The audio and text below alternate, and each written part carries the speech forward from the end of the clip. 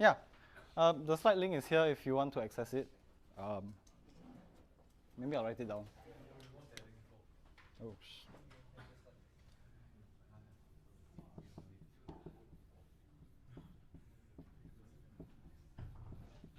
okay. Let's put this on.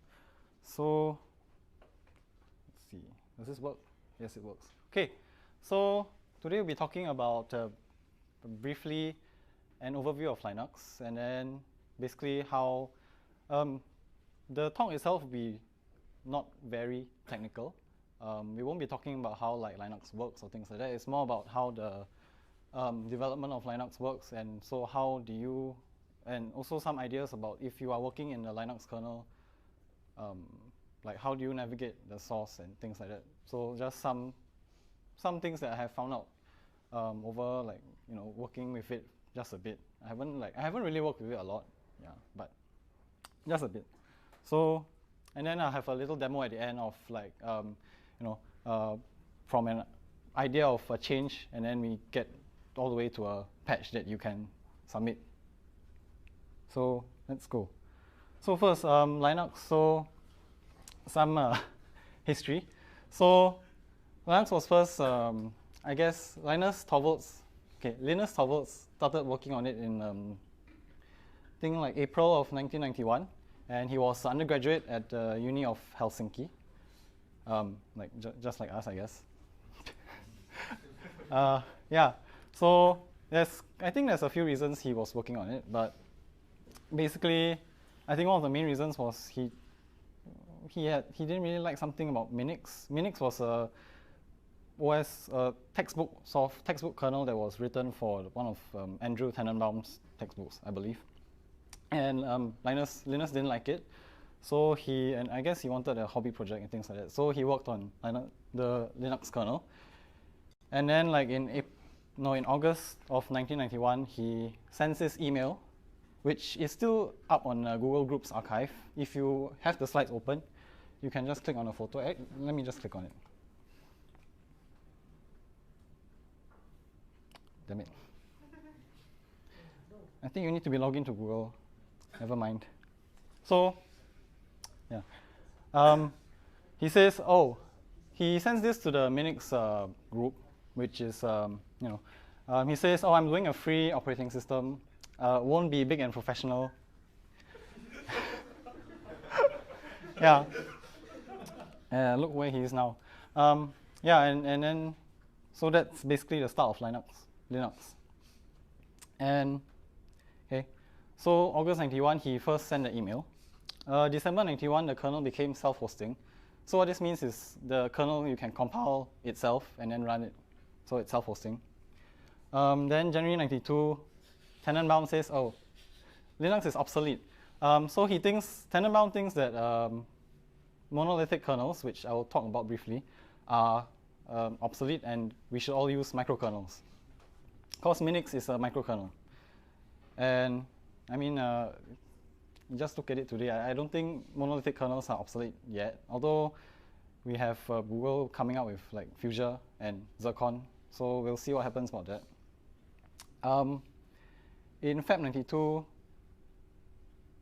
Linus converts the kernel from his own custom license, which forbids certain commercial things, to GPL2, which I think he says that this is the best decision he has done for the kernel. Yeah, which I guess I personally agree. But that's a whole another talk on the licenses. In March 94, they reach 1.0, although the kernel version numbering is kind of arbitrary. Yeah, so at the start it was like 1.0, 1.1, 1.2, and then you have like patch level. So if there are patches to a certain release, then it'll be like 1.0.1, 1.1.2, and so on. And this happened all the way until, then 2 years later they released 2.0, so this was semi-arbitrary as well. Actually, the kernel number is basically entirely arbitrary. Then in December 03 they released, so there's a number of releases in between, but 2.6 is kind of notable because they stayed on 2.6 for about 8 years.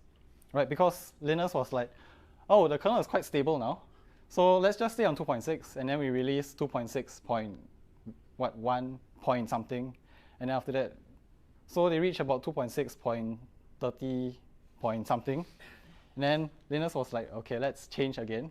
So in July of 11, they changed to a new versioning scheme, which is what it is now. Basically, it's just 3.0 was he just said, okay, the next version will be 3.0, and then every few months they will release the next version will be 3.1, 3.2, until 3.20, which is when Linus is like, I can't count with my fingers and toes anymore, and so we go to 4.0, and then so recently, I think, was it December of 18 we released 4.20, and then Linus is like, okay, the number's getting big again, so we're going to go for 5.0, and in March 19, last month, we got 5.0. So that's where the kernel is now. Yeah, the kernel versioning is quite arbitrary. I personally think that it should be something similar to like, you know how Chrome and Firefox number their versions, because it's just, every release is just +1, right? Because that's what it is now. It's just that Linus wants a smaller number at the start for some reason. I don't know. Okay, and so while researching for this presentation, I actually found this. Okay, don't quote me on the IPA because I am not a linguist. But this is, I think this is the correct IPA. But this is a recording of Linus himself saying. Hello, this is Linus Torvalds, and I pronounce Linux as Linux. Yeah, so it's Linux. I don't know. But anyway, everyone just says Linux, right? So. I don't know. I do. Okay. Yeah. But this is, it's like on the Linux. See, I did it again. It's on the Linux CDN, so it's real. Okay. So what is Linux? Linux is a monolithic kernel. And so then what's kernel, right? So, okay, if you don't know, the kernel is basically what sits between your program. Let's say you write a program saying print hello world, right? So what happens from that print call all the way to when the hello world appears on your screen? There's quite a lot of things going on, but one of the things is the kernel. Oh, well, okay, let's say you're writing in C. So you say something like printf hello world. And then your printf is a function in the C standard library. And if you're on Linux, if you're on Linux, you'll probably be using the GNU C library, which is glibc. So glibc will have, eventually, it will end up in a write call. So a write syscall. So a syscall is basically what programs in user space used to talk to the kernel. And so what is user space? User space is basically everything that is in, okay, if you're talking about x86, then you have this concept of rings. So basically, when you're in user space, you are sort of restricted. The kernel controls what you're doing. And then you have kernel space, where you have full access to everything. I'm glossing over details, but you have full access to the hardware and things like that. So if you can't have your programs running in kernel space, at least in the past it used to be the case, like real mode, but today you don't have programs running in kernel space because like you have nothing, you have nothing like to protect. Like, let's say if your program wants to write anywhere in memory, then if you're running in kernel space, you can. But so that's why you have programs running in user space, and the kernel also has, so the kernel sits between your program and your hardware, and most of the things in the kernel are basically device drivers, right? So they help sort of abstract away all the different hardware into a common interface that your programs can use, like the write syscall and so on. And then among other things are also like process management. So like you have different programs running on your system simultaneously, and the kernel will handle the CPU and scheduling each program to run, and also handle your memory. So like handle your memory management unit, MMU, to say like, oh, your program can only write to here and here, you cannot write out of that. If you write out of that, then I will kill you. That's what it does, right? That's what a seg fault is, when your program tries to read or write out of where it is allowed to.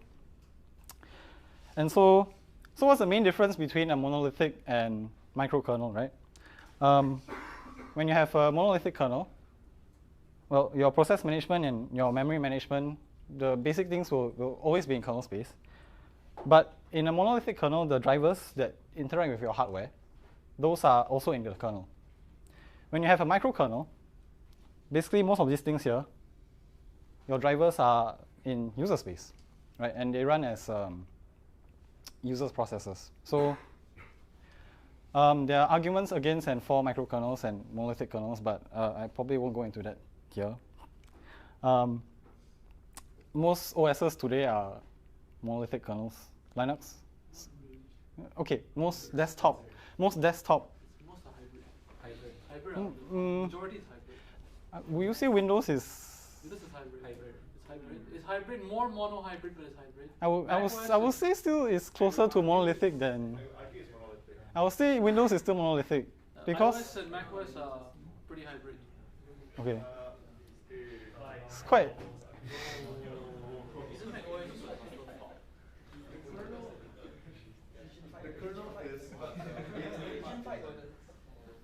Huh? Okay, so yeah, so that's why I'm glossing over a lot of detail here, but as for Windows, I would still say that it's closer to monolithic than microkernel. It's in between, but I think it's closer to monolithic. It's closer to monolithic. Yeah. But it's still hybrid. It's hybrid. Okay.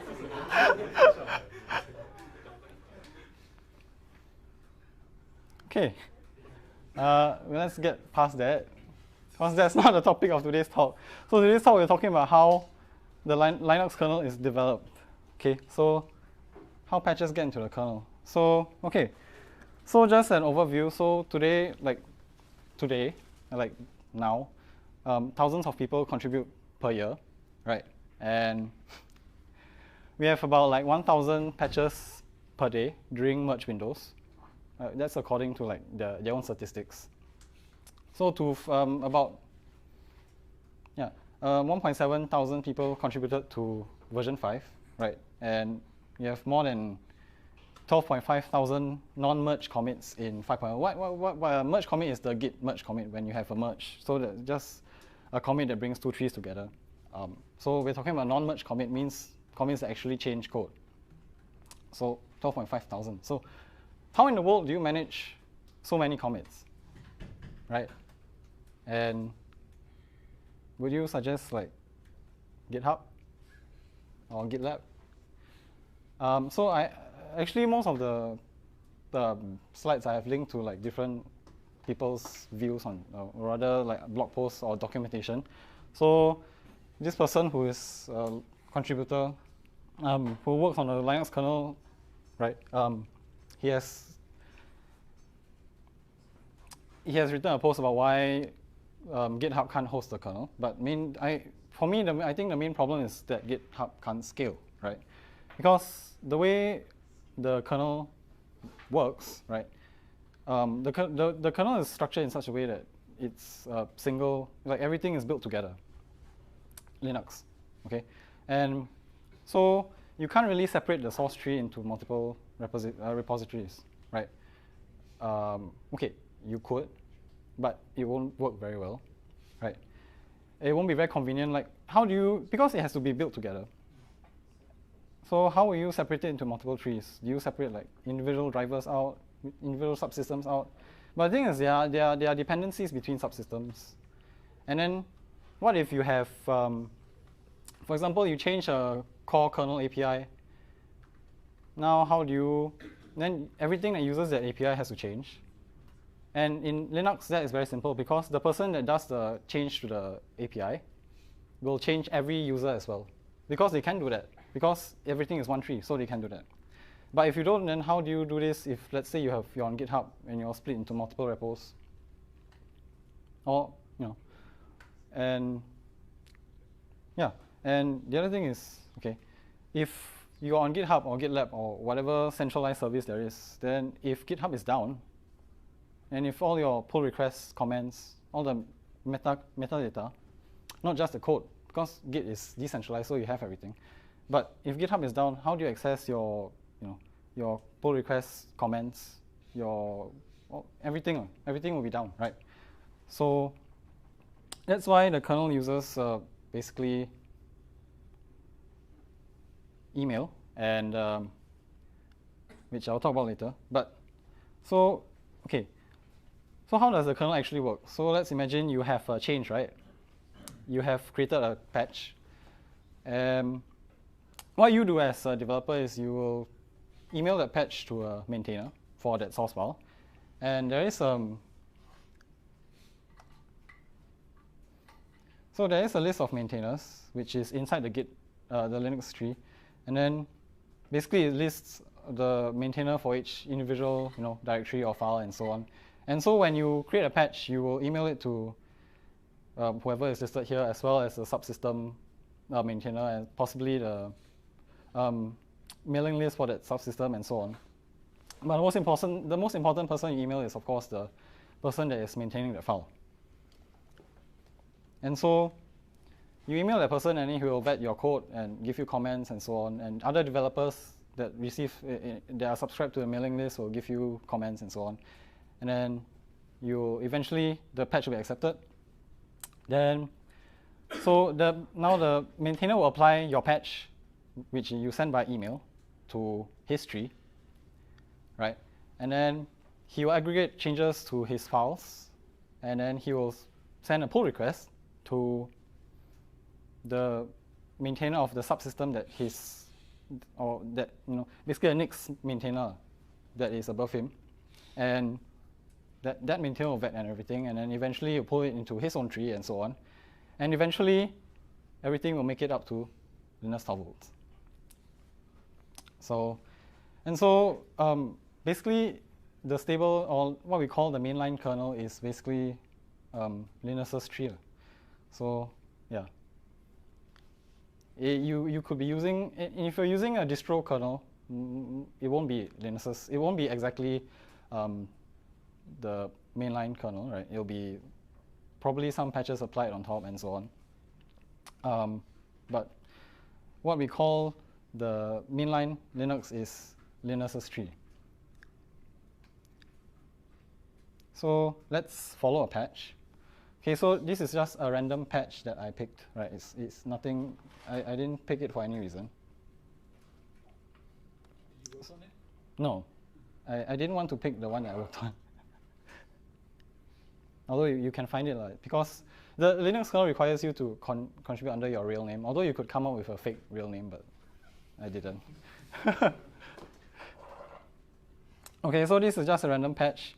You can see that it was authored, it was written February, and then it got committed, so-called, in April. So let's look at the initial email. Right, so this guy emails with the patch, with subject saying patch, and this is the commit title. This is the commit message and so on, right? And we won't go into the patch details, but basically, right, then this guy is the maintainer for that file, and he says, he gave the guy some comments, right? So he gave the guy some comments, and then, so the guy responds with version 3. Oops. The guy responds with a new version of the patch, right? And he has fixed the problems. So now the maintainer says, thank you. Okay. So that means he has pulled it into his tree. And so we can actually go and look at it, right? Yeah, so he accepted it. So we can actually go and look at this guy's name is Jaco's tree. So his tree will be here, and you can actually go and look at it, and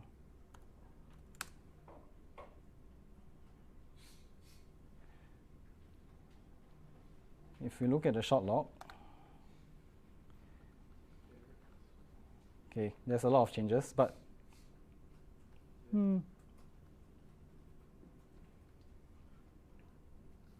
Actually, no, it will be in February. No, that's not his, that's him, but it's not that change. Okay, there's actually a lot of changes. I should have found this earlier. But yeah, so basically, Jaco will pull it into history, which is located in this location. And then, oh sure. Thanks. Okay, so let's look at the, okay, so I'm not going to copy the commit hash because you can't actually use that. You can't use that because it's a different commit, right? Because yeah, when you pull it in, then the Jaco will have add his committer information, and so the commit hash changes. Okay, let me get the commit title, which is this.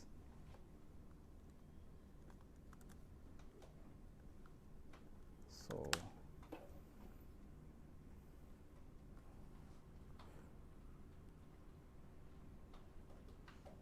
yeah, the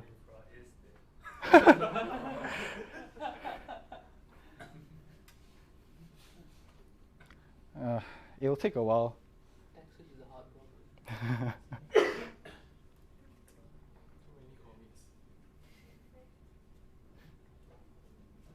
I didn't even enable RE. Okay, we'll just continue, and then when it's done, we'll take a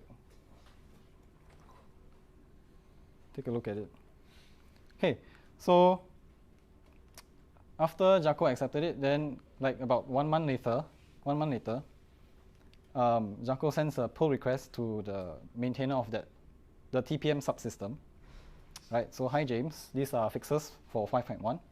And then he said, and okay, so this line onwards is basically what Git generates when you send an email pull request. The following changes since this commit are available in, yeah, Git wait timeout, nice. Let's not look at it then. But yeah, so Jaco now sends a pull request to his next maintainer, right? And so you can see that includes this change that we just looked at, right? And now the maintainer, a few weeks later, maintainer sends a pull request to Torvalds. So, see, to Torvalds. Please pull these TPM fixes. And okay, Torvalds doesn't reply because he has a bot to reply for him. Yeah. And yeah, if you go and look at it, then you can see that the commit actually went into Torvalds tree. Yeah, so that's basically the life cycle of a patch in Linux, right? So how would this compare to GitHub? I actually cannot imagine how Linux will work on GitHub because like there are projects that are pretty large on GitHub. Like, but personally, I've like dealt with Rust community. So Rust, I would say, is large-ish, right? And they're on GitHub. But I think the difference is that Rust does have, it's like what they have is like compiler, standard library. So that sort of can go into one repository. And they have a lot of other like smaller libraries that are separate, and those can work separately. They don't have to be part of the single monorepo that is Rust. So it works fine because, but in the problem with Linux is that everything is sort of depends on each other, and it's very hard to actually separate things out.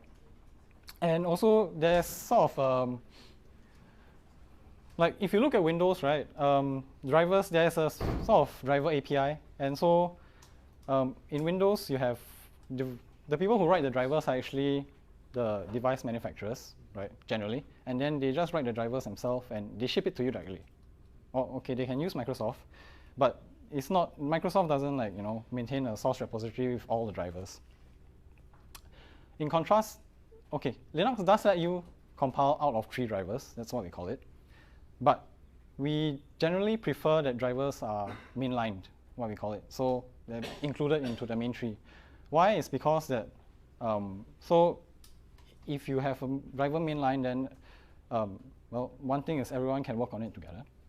And if there are any changes to kernel APIs, you are not responsible for fixing it. The person who changed the API will fix it for you, right?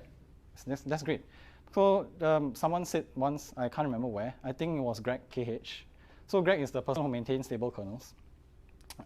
He said that in an email that is again that explains why Linux doesn't have a stable driver API.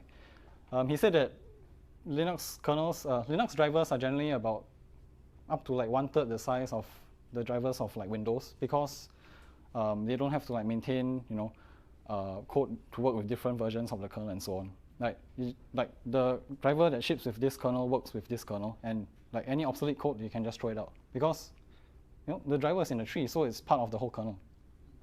And I think that's pretty nice. There are people who prefer having a stable driver API, but Linux explicitly says that the internal APIs are not stable, but it works, right? And there are benefits to it. So personally, I'm in favor of this. But there's always arguments and people who come in and say, why don't we have a stable API and so on? Yeah. Okay, so we talk about the Linux release cycle. So basically what happens, this is what happens now. So in the past, it probably was different. But what happens now is basically, so this is just, let's say we have 5.0 release, right? Okay, let's say we have 5.0 released. So the moment 5.0 is released, the merge window for the next release starts. So it usually lasts about 1-2 weeks. So in this merge window, the subsystem maintainers will send their pull requests to Linus, and they will accept all the pull requests. Linus will accept whatever changes, new features, major changes that could break things, and so on, all go into the kernel during this merge window. So it lasts about 1 to 2 weeks.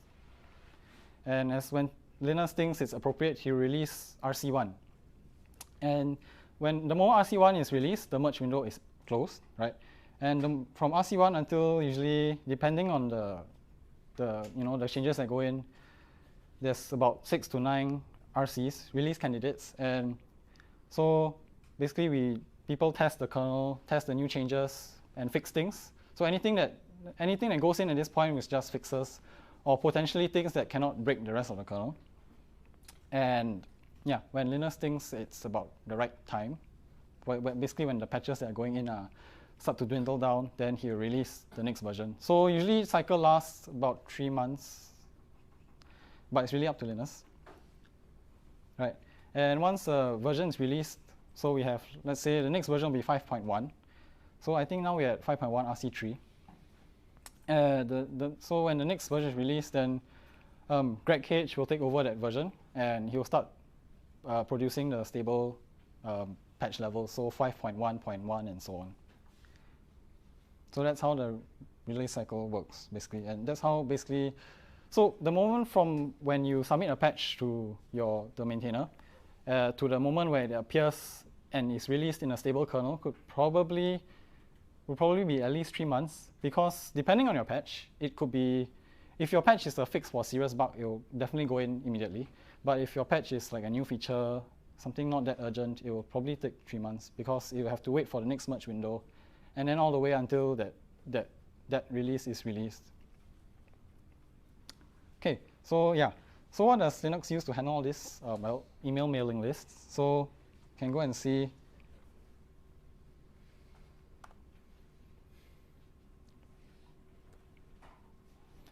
So Linux has many mailing lists, right? It's basically one mailing list per subsystem or architecture.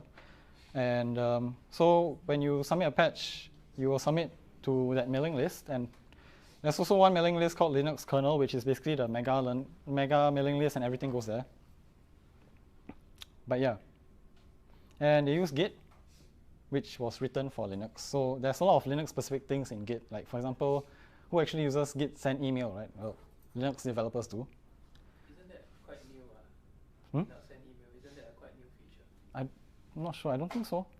It's in the kernel docs it's been there for quite a while. Like Git send -email. You can so basically what Git send email does is it will just you give it your SMTP credentials and it will just do the sending for you. Yeah.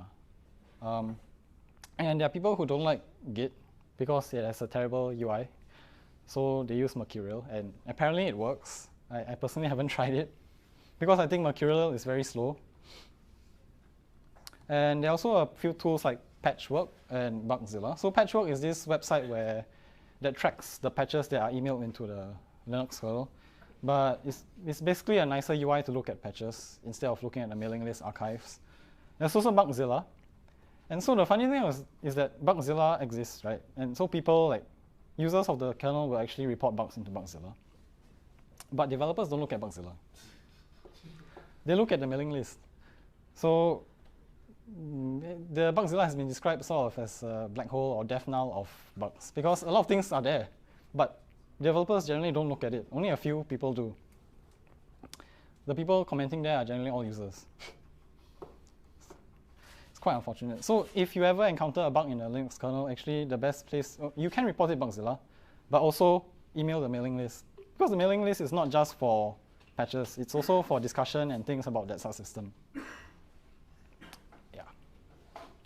Okay, so submitting kernel patches. So this links to basically the kernel's own documentation. So which I'm not going to replicate that here. I'm just going to go through the overall process, and a very simple process which works, right? But there are a lot of details that may be worth knowing, so you should read the documentation if you do want to contribute to the Linux kernel. Okay, so the first thing you need to do is, of course, have a commit, right? So basically, before this, you will have cloned the Git, the Linux tree, right? Do your changes, fixes, whatever, and you commit your changes. And so one thing to take note is when you commit, so Linux uses this thing called the developer certificate of origin, if I remember correctly. Yeah, so they want you to have this line at the end said signed off by you. Oops, no, that's not right. They want you to, yeah, so basically they want you to add this line at the end of the commit. So if you look at the Linux tree, right, every commit has this line saying signed off by your name, your email. And basically by adding that line, you certify that all this stuff. It's just Linux things, right? And the other thing about Linux is that the commit messages are very, very, very detailed, which personally I am a fan of. So for my own projects, I also enforce some sort of commit message discipline, but a lot of people don't, and I get very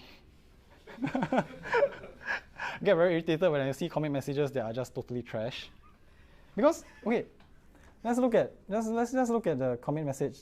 Okay, this is the commit title. The commit title is the first line of the commit message, right? And you can already see there is some sort of discipline that goes on here. Basically, they describe the subsystem. They say like which subsystem it is or whatever, and then like the change, right? And the change will always be an imperative statement. So open this in a muffled mode, or extend the test, or fix something, or change this, or change that, right? And this is just the first line.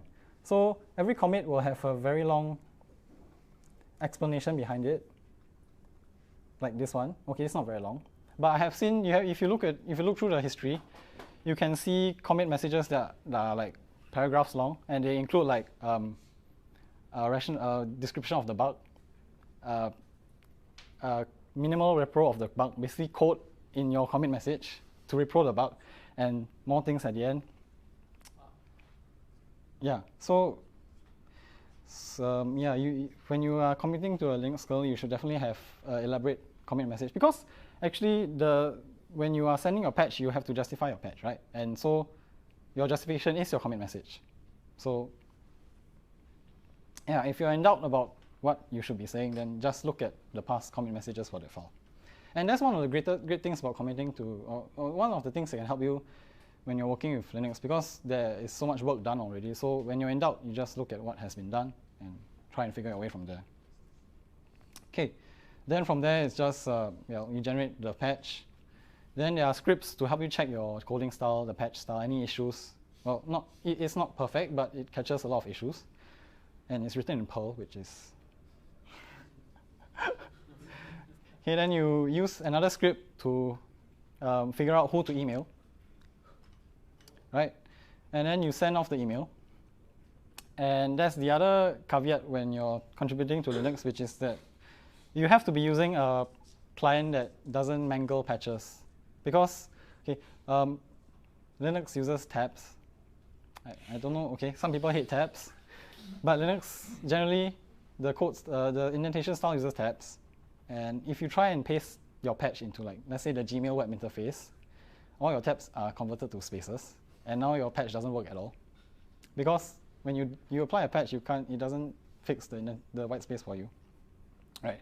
So you have to use appropriate client. So this link basically links to, again, the kernel docs, which tells you certain things or certain ways to configure certain clients to make them work with contributing Linux. So you can't use Gmail web interface, forget about it. You can't use Outlook web interface, forget about that. Basically, you have to use an offline client. So for me, I use Thunderbird. I think Linux developers like to use Mutt, but basically anything that's not web interface has a good chance of working. But for Thunderbird, you need to tweak some settings so that it doesn't auto flow your patches and things like that, and it doesn't mangle your white space. But yeah. Then after that, you just wait for feedback, and then you send additional versions of your patch and so on, and that's it. Right. So the last thing, of course, is, so now if you're working in a kernel, how do you actually navigate through the kernel? Because the kernel has 15 million lines of code, right? And yeah, you have to find your way through it. Okay. Well, one of the first things you need to be able to do is to actually test your changes, right? So I think if you haven't done this before, then you can go and play with it if you use Linux, right? To compile the kernel, compile your own kernel and run it on your system or in a VM if you are paranoid. But so how do you compile a kernel? You can clone a tree, or you can download a release tarball, right? Then you just configure the kernel. So what configuring a kernel does is basically selects the drivers and options so that the kernel can run on your system. There are a lot of scripts to help you do this configuration, but I put local yes config here because what this does is basically takes the current config you have, as well as the modules or drivers that are loaded for your system, and then it will make a config that will work for your system. But there are also other, there's a GUI, like graphical configurator and so on, that lets you just choose what you need and so on. But yeah, or the other option is to just look for what your the config that your distribution uses, and just use that, because that should work. You make the kernel. So this can take like between 5 minutes and like half an hour or 1 hour, depending on what you have selected and your computer. Then you install it, right? And then you configure your bootloader to boot the kernel. It's very hard to go into the details because everyone has a different setup. Or alternatively, and if you are going to use your own kernel like for a long period of or you're going to just use your kernel, like your own kernel instead of the distro's kernel, then I would just use your own distro's build system. So most Linux distributions have some way of letting you use your own kernel, right? Ubuntu has a guide, Arch has a guide, and so on. And if you use Gentoo, I think you should know how to compile a kernel. But if you're just doing tests, you can just overwrite you can just replace the kernel you're using for a while. It's fine. Yeah. So what kind of changes can you make to the kernel? So you can like make documentation changes, right? And if you are not that familiar with the code yet, actually that's one way to get familiar with the code, right? Help them document it, because the kernel documentation is quite, I would say, it's not very good, and they know that. Kernel developers know that the documentation is not very good, and they would definitely appreciate it if you help them write documentation. Definitely. Okay, so what this patch is basically someone's 4-year-old. So this guy is a kernel developer, Taro, right? And his 4-year-old was looking at the screen while he was working on it, and like basically like this, you see the dashes don't cover this S.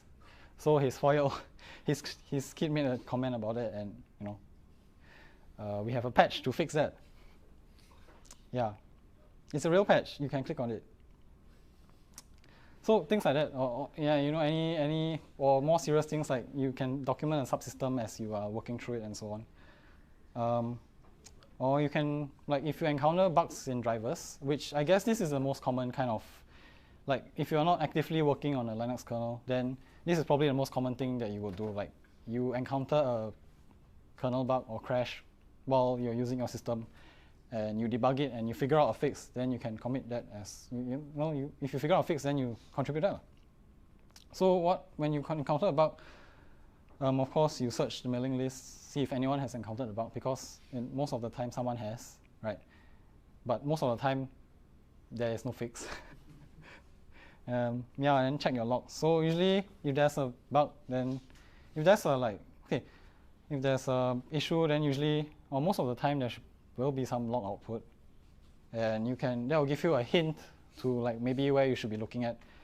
So this kernel bug is not like a bug, but a bug is a assert failure. So bug is just one kind of assert. It's actually if I remember correctly, it's the most serious like assert.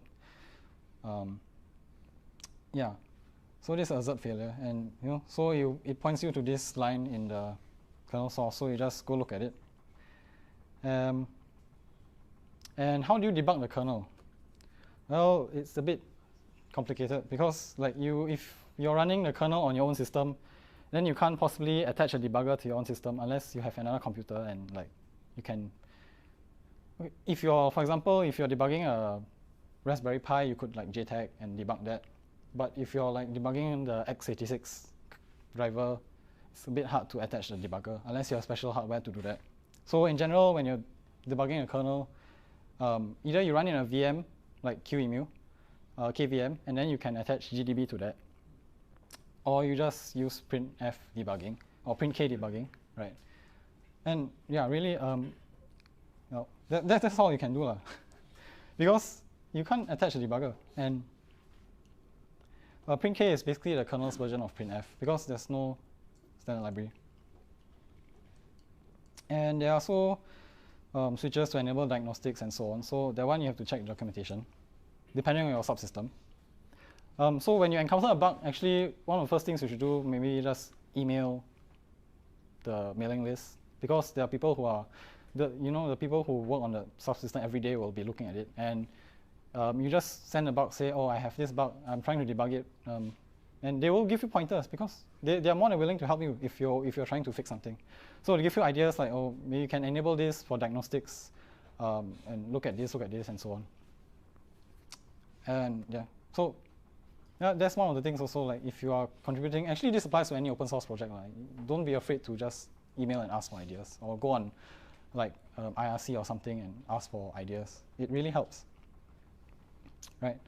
Okay, and last thing is that Linus Torvalds has actually said something about, he said that he is against kernel debuggers, so you can go and read his email. But anyway, this is 19 years ago, but I don't think he has changed his opinion. Linus is quite stubborn. Okay, and other resources. So, if you ever need to search through the kernel, well, it's 15 million lines. So there are people who have created these source cross-reference tools. And basically, you can go there. It's list all the versions and the source, and you can just search for an identifier, let's say panic, and then it will tell you, oh, it's defined here and so on. Then you can just look at it. It helps you, And the other option, the good thing about this is like types and so on, is you can click on it and it will help you search for it. The other thing is, of course, you just git grep or RG. RG is rip grep, right? So I just want to say that if you're searching through a Git repo, you should use git grep instead of grep, right? Because git grep will look at the index or pack files, so it's slightly more efficient in terms of I/O.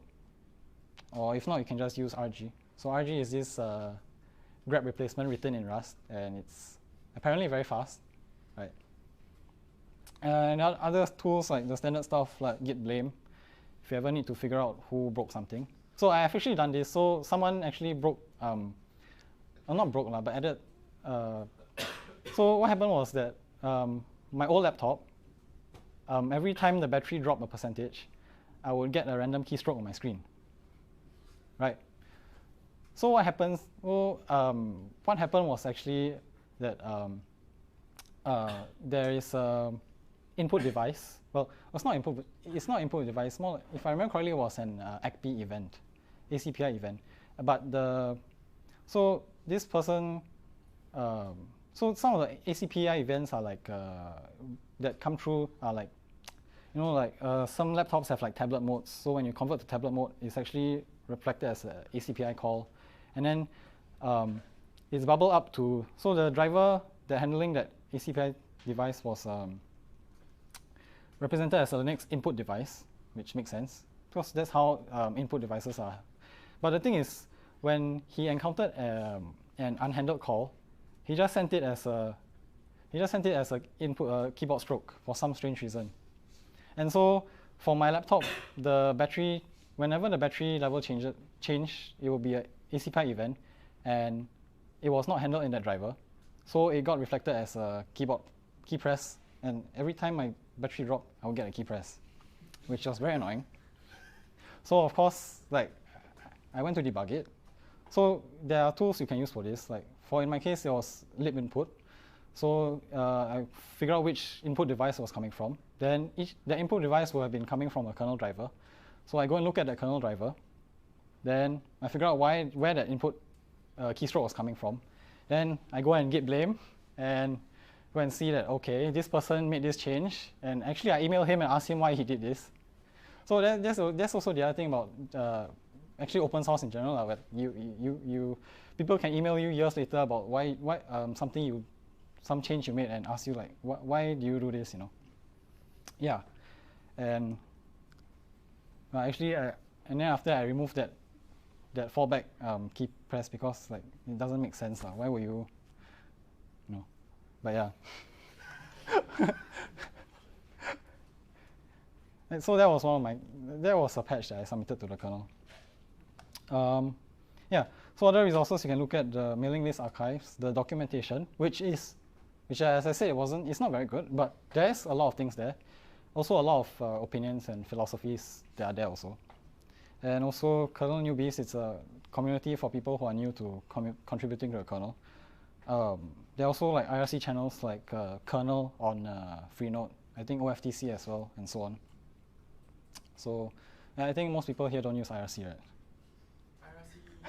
IRC. Okay. So then now we'll look at a demo. Okay, so my demo is I am going to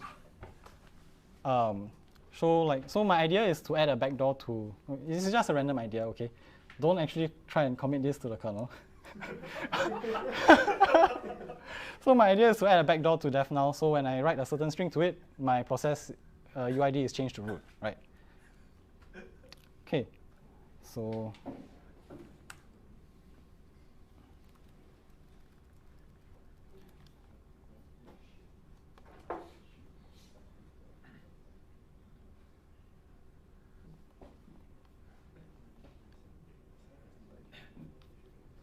okay, so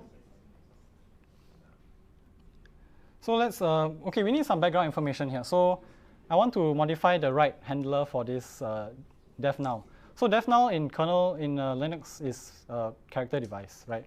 Because Linux follows this philosophy of basically everything is a file. So devnull is a character device, and what it does is basically it's a virtual device. And well, if you use Linux, you'll know that whatever you write to devnull is discarded. And whenever you read from devnull, well, it just gives you end of file immediately. So, and in Linux, we have this thing, I'm not sure about other OSs, but in Linux, we have devices are represented by like major and minor numbers. And yeah, so let's just, now we need to figure out where are we going to make this change.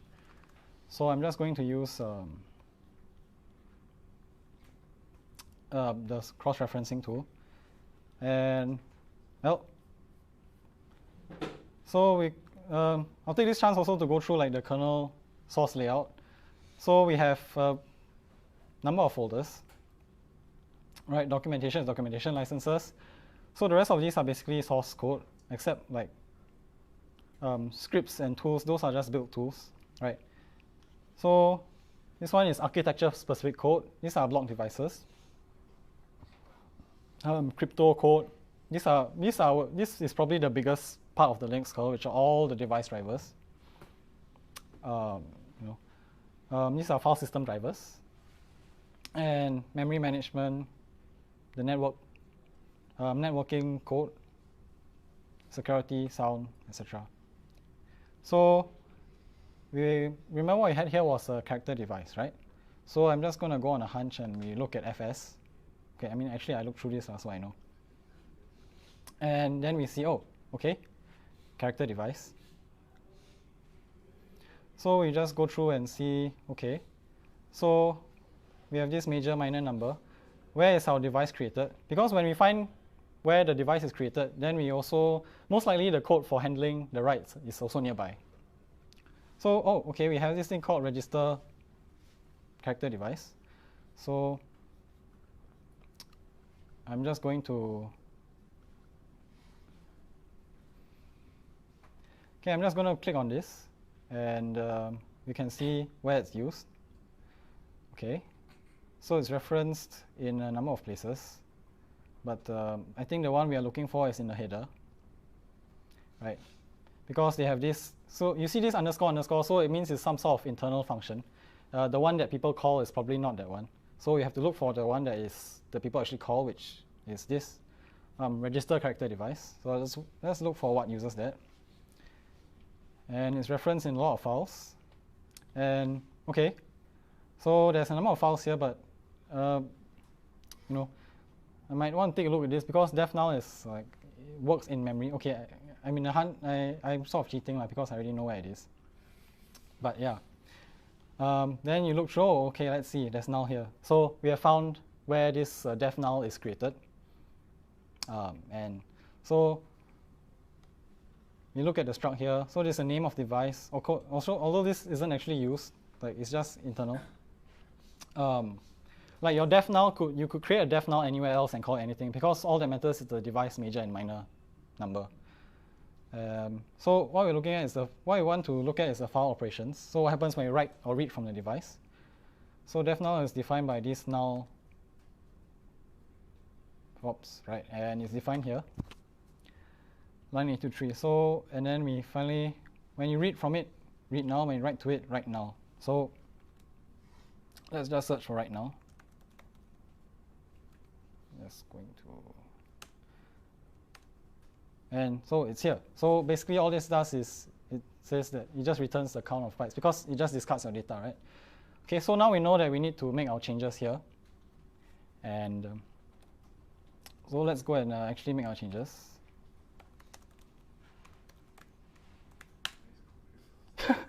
Okay, so I actually don't have the Linux kernel on my my laptop because I don't want to trash my SSD. I'm a bit paranoid about it. It's like seriously the tree is something like oops. Let's see. 1.7 gig.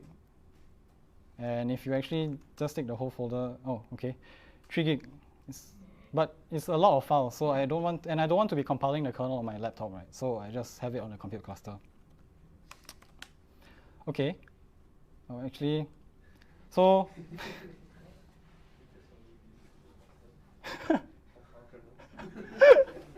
okay. So okay, what was I? Okay, I wanted to add a backdoor to that def null. So let's actually look at the oops.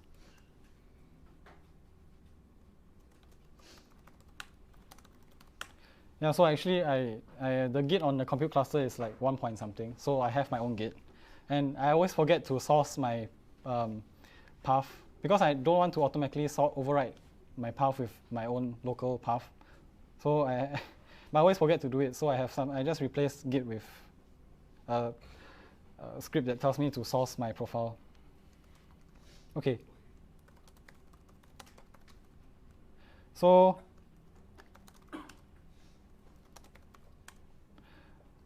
let's just cut it short. So we modify our function, right? So what we want to do is it visible? Is it readable from behind? Is that better? Yeah. Okay. So what we're doing is basically we check, okay? So the idea is if I write this to def now, then I'm going to become root. So basically we just check if count is 23. Basically this is the number of bytes we're writing. Then, yeah, so we copy from user space. So we cannot access this buff. So this buff is what the user is writing, right? We cannot access it directly because it's a pointer to user memory, and it could be invalid and so on. So we don't want to access it directly. So we have helper functions that help us access user memory, and they won't, like these helper functions will check if the memory is accessible and so on, and return the appropriate errors when it's not. So we copy the memory to our internal buffer, and then we check and compare and check is our magic string. And then, yeah, so we prepare our set of credentials. Okay, so this part comes from the Linux security subsystem, which is, which is documented here. So I'm just going through my thought process as I wrote this. Maybe it will help. So it's written here, and then it says here, oh, how do we alter credentials, right? So it tells us that, okay, we should prepare a new set of cred struct. We should prepare a new cred struct by calling prepare creds and modify it. And once we're done, we commit it. So it's quite clean because it has been wrapped into a nice API for us. Right. So we just set our user ID and group ID to 0. Wait, the copy from user and memcmp. Okay, yeah, the return value. Is that what you're asking? Yeah. So copy from user returns the number of bytes that were not copied. So we want 0 because we want them. If it has some bytes not copied, it means something is wrong already. So 0 is success. Yeah, 0 is success. And memcmp, we want it to be equal, so 0. Yeah. And I don't know if you all know, people always say that label goto is bad, but I think in C code generally, you just it's quite standard for error handling. Yeah. So yeah, we set the UID and group ID to 0. So all these other, maybe I just mentioned, this is the saved UID, effective UID, and this is the UID used for NFS access, just some kernel or Linux things. So we just set it to 0, and we commit it, and that's it. Everything else just works as if the same. So now we have written our code, right? So we compile the kernel, which I won't show, and then we have to test whether it works. So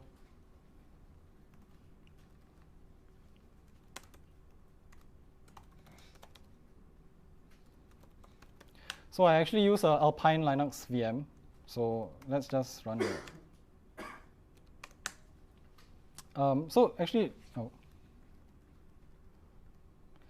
let's wait for the VM to boot up. So I'm using the unmodified 5.0.7 kernel, right? Okay, so this is just, I'm using QEMU with, in case anyone uses QEMU here, I'm using QEMU with the graphical UI disabled. So this is the output to the serial console, which is why you hear TTY 0. So I'm just going to log in as nobody.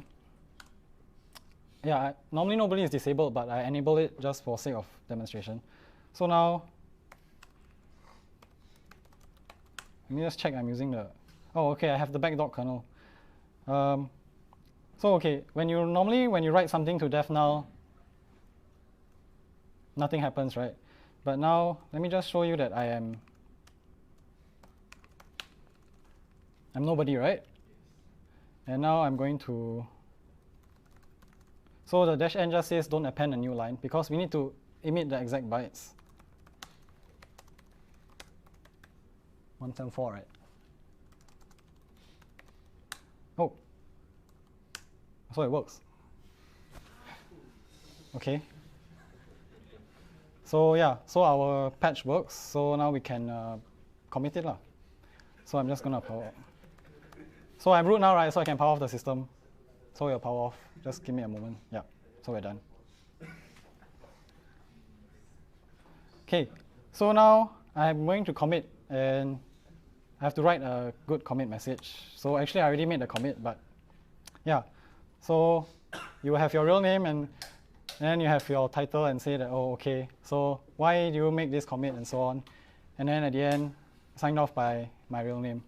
Okay, so you have your commits. So normally you wouldn't, okay, if you're writing a big change, then you would divide it logically into, commits. As far as possible, you should divide your commits into, you should divide your change into independent commits that sort of can, as far as possible, you should divide them into commits that are sort of independent and can be applied independently.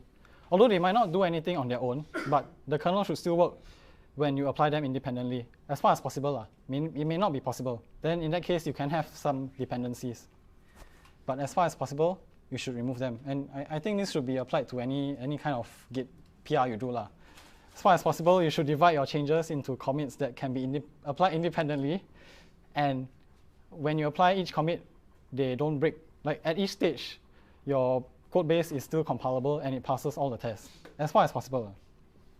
But most people don't bother. Okay, so we have a patch. So I'm just gonna git format patch. Actually, I already did that, but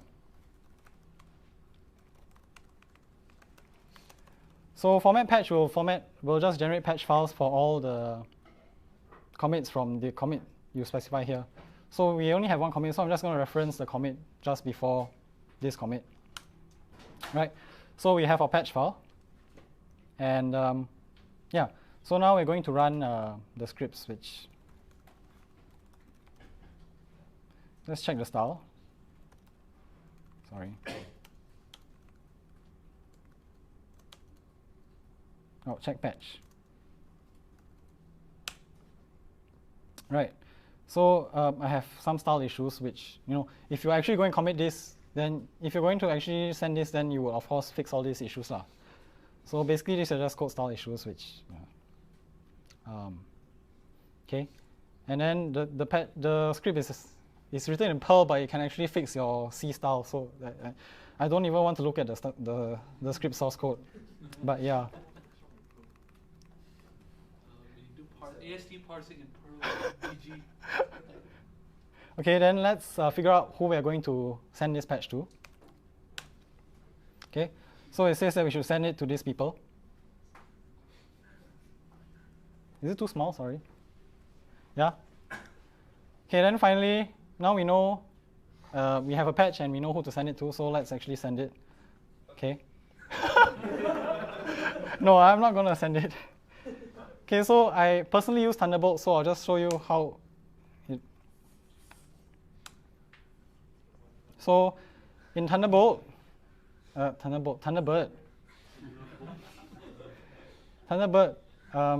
because okay, let's just actually look at the patch file, right? So the patch file is actually generated as a valid email file. So if you're using a sane client, like for example, Mud, Thunderbird, anything, you can just import the email file straight in. And yeah. So I'm just gonna import the email in. Whoa. Right. And yeah, so now my patch is done. Right. So it's a draft message and my patch is all here. And if I can show you, yeah, so the tabs are preserved. Right. So let's edit the thing, and then of course, if you're going to send it, then I will just add in the people I'm going to send it to and send it. So that's it. And then you wait for your feedback and so on. Yeah.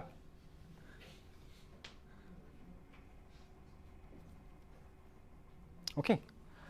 So that's basically that's it for my talk. The last part is, so why do you use Linux? Because you can do this, right? Or actually, okay, you can use BSDs too. You can contribute and look at the source for BSDs. But Linux is the one with like the most development work done on it and so on. So why Linux? Because of this. You can, if something breaks, you can go in and see what's wrong and even fix it yourself. You can't do that for Windows, right? Or Mac. Yeah. So that's all I have. Are there any